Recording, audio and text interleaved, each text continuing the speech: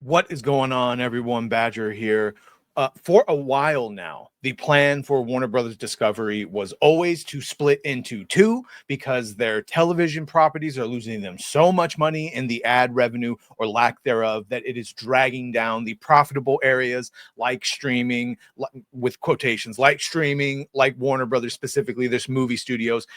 If that were to happen, David Zaslav will leave in 2027. However, with the now increased and seriously official offerings from Netflix and Universal Comcast, which personally, others and myself, I do still believe, while they are officially bidding, we're going to talk about that in a second, they're just trying to run up the price. But right now, we do have a deadline between Netflix, Universal Comcast, and Paramount Plus.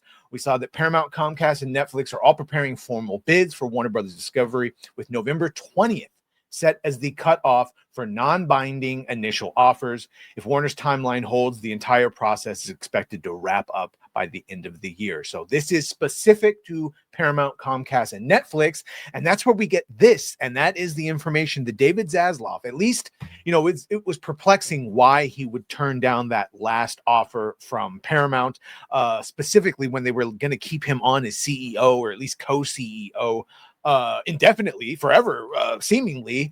Whereas now we see no matter who purchases it, David, within the confines of this current auction that the three companies are a part of, David is not going anywhere. So you see here the auction process. Warner spelled with two R's there. Warner Brothers Discovery was announced to have entered, also comes into play in this new amendment. Paramount, Comcast, and Netflix are said to be preparing a first round of non-binding bids before their November 20th deadline. Overall, again, expecting it to be done by 2026. According to the filing, if the company enters into a deal with any of the three companies interested before December 31st, 2026, and the split hasn't happened, because apparently that's still going forward until it's not, i.e., give me money, Zaslav's term as CEO will continue until at least 2030 instead of ending in 2027, as it would if the split were to happen. This document submitted states via Variety. So the extension is intended to secure Mr. Zaslav's leadership of WBD for the same period that we had contracted to have him serve as the chief executive officer of Warner Brothers following a separation.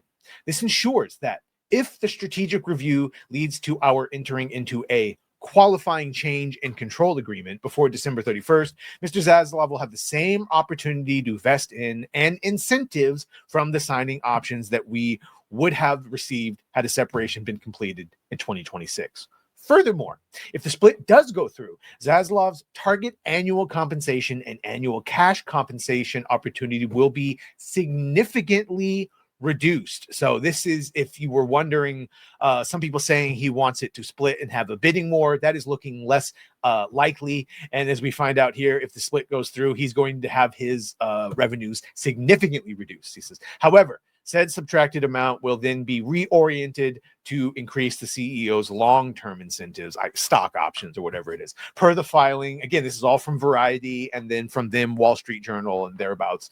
This reorientation will foster a stronger alignment with stockholders and incentivize sustained long-term value creation. He'll be paid enough to give a shit long enough to make things that are good and not just trend-chasing cash grabs. And then I would be remiss if I didn't bring up the other one.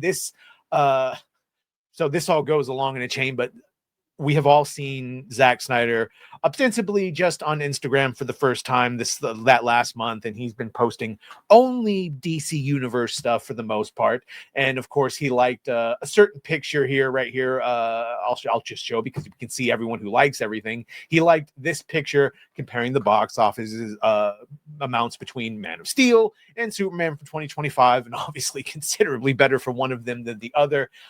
This is all said to be part of a pseudo propaganda campaign on his, like a subtle, like, I'm still here because apparently the Saudis are, and this is very but apparently the Saudis are going to be purchasing upwards of 70 billion. I guess the last offer that Paramount had was in the 60 billion range.